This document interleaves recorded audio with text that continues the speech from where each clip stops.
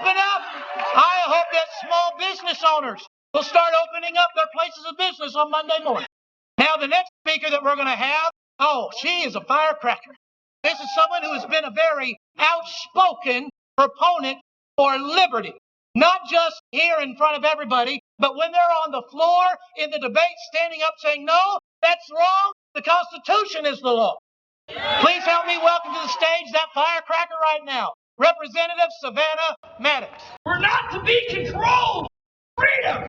Always have to lower the microphone a little bit. I'm typically a bit smaller than everyone else that precedes me, but the first thing I want to do is to thank each and every one of you for coming here today, for taking time out of your day to stand here to make your voices heard.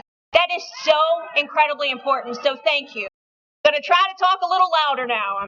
There we go.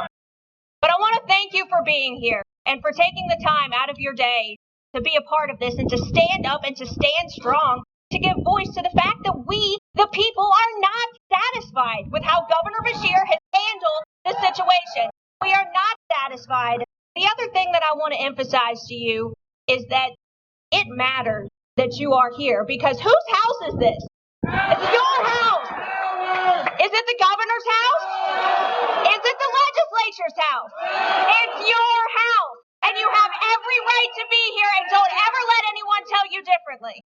And the other thing that I want to let you know is that your voice is being heard. We started this somewhere back around April 15th. That first protest, it was right at the end of the General Assembly session, whenever folks came down here, and that was the first time that at 5 p.m. there were voices of Kentuckians being heard during the governor's press conference. He may not be here, and he may not be hearing you in this moment, but he's going to hear what you have to say. That I can promise you. And that day, he could not drown out your voices.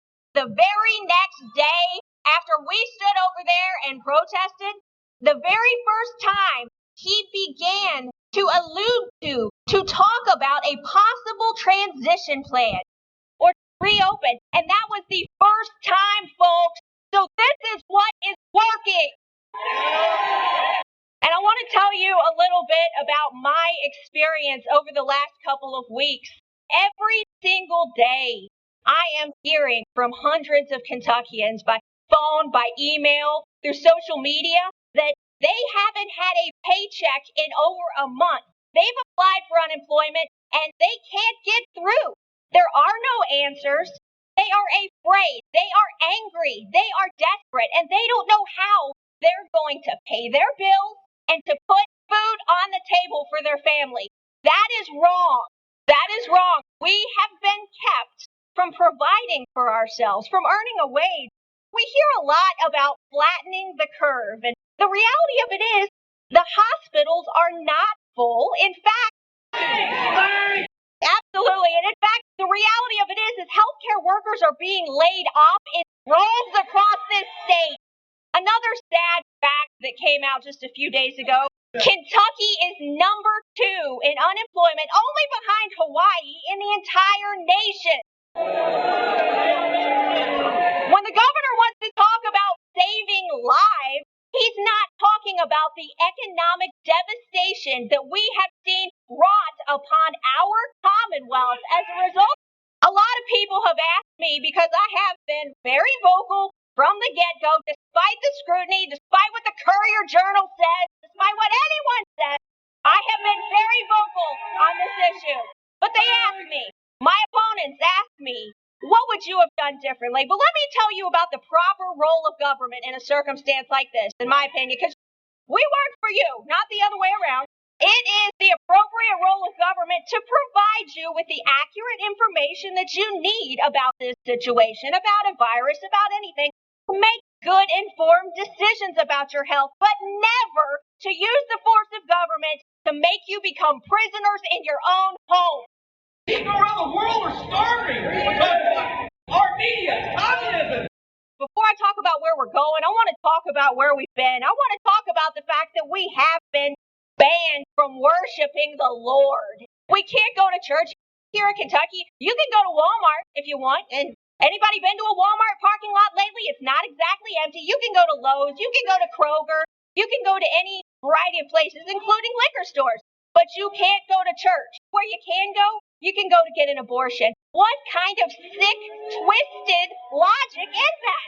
Obviously, to many of us, hundreds of thousands of Kentuckians are out of work. We've been banned from traveling out of another state, which I do believe our Attorney General has begun to pursue litigation to try to deal with that to a certain extent, and I hope he sticks with it. I hope he moves forward, because there's a whole lot of other things, too, that have happened as a result of this. And medical services, that's another thing that we haven't talked about any great length, and that Governor Beshear has kind of failed at addressing, is that folks were not able to get the cancer screenings that they needed. Folks were having to cancel surgeries that they were supposed to have, all in the name of protecting people. But it'll be interesting to see what the long-term effects are of folks not receiving the care that they needed. All was predicated on what we are finding out was a farce.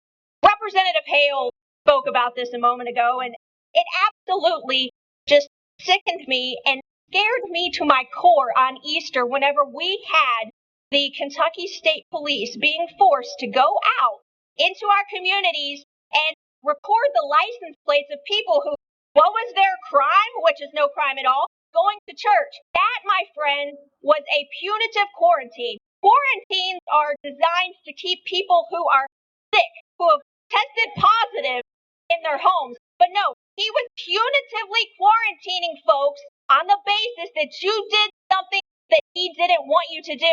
There's no due process in that. It's not right.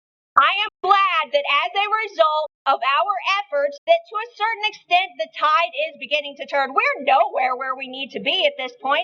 We've heard of a plan to reopen, but it's still a function of arbitrarily picking winners and losers in our economy. We have so many businesses that are being left behind. I've got small businesses in the county that I live in, Grant County, that say, well, when's it going to be our turn? I've got the Argon counter that's wondering, when is it going to be our turn? They employ hundreds of people in the Northern Kentucky region. It's just a whole host of businesses, but any business that employs a Kentuckian and enables them to put food on the table is an essential business. And then we have this mask situation. Originally, the governor said that it was going to be mandatory for us to wear a mask until there's a vaccine. Now, that should scare you. What does that mean? What does it mean? Until there's a vaccine? Because that kind of is predicated upon the idea that you have a choice between a mask and a vaccine, and nobody's ever going to force me to get a vaccine. As I'm summing this, there's just a few more things that I want to say. Where are we headed? What is Kentucky's new normal? I feel like my constituents, and probably so many of you, and I look around this crowd and I see people that I know. I see business owners. I see congregants of different churches, of all different walks of life, all different denominations. Folks from all different walks of life here for the same reason.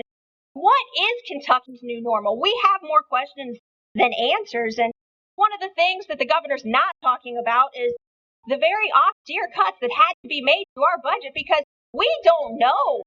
We don't know what the revenue is going to look like. Spending some of the road projects, things like that. Is that the new normal that Andy's talking about? Another question that I get is, how can we fix this? What can we do? And I want to tell you about something that I tried to do. As you all may know, the General Assembly session has adjourned for 2020. So we will not come back until January 2021. But about a month before we adjourned, I filed Amendment 3 to House Bill 322, which would have created a system of checks and balances in the event that a governor's executive order was determined to unnecessarily restrict commerce or to infringe upon our civil liberties. And I think that's exactly what's happened here. Unfortunately, we were not able to pass that out of the House. A lot of what we're dealing with, I know, I was disappointed too, I will say that. But a lot of this rests in the Attorney General's hands now. But moving forward into 2021, it is my intention to pre-file a bill to amend KRS 39A.100. What I want to do there is I want to say that if anything like this ever happens again, where there's a state of emergency, that in order to restore an appropriate balance of power in the event of state of emergency, if that were to happen and to surpass 2 weeks, that the General Assembly would automatically be brought back into session so that we can help them contend. Because, see, we are your voice. And right now, I feel like to a certain extent you are voiceless in so much as that we cannot, as legislators, intervene.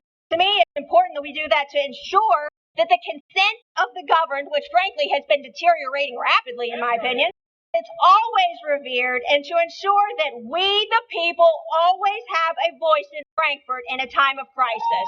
Thank you all so very much for being here today. Thank you for standing strong, and I want to send a very clear message to this governor. It's not time to open up tomorrow, next week, or even this evening. Open Kentucky now! Thank you very much. Told you she was a firecracker. Open Kentucky now! Open Kentucky now! Open Kentucky now! Well, we have Open Kentucky now! Open Kentucky now! Open Kentucky now! Amen! That's right! Well, they'll be happy to know we've had more state legislators show up and say there's no checks and balances to an out-of-control governor. So let's give a round of applause for Representative Mark Hart's come to stand with us today as well.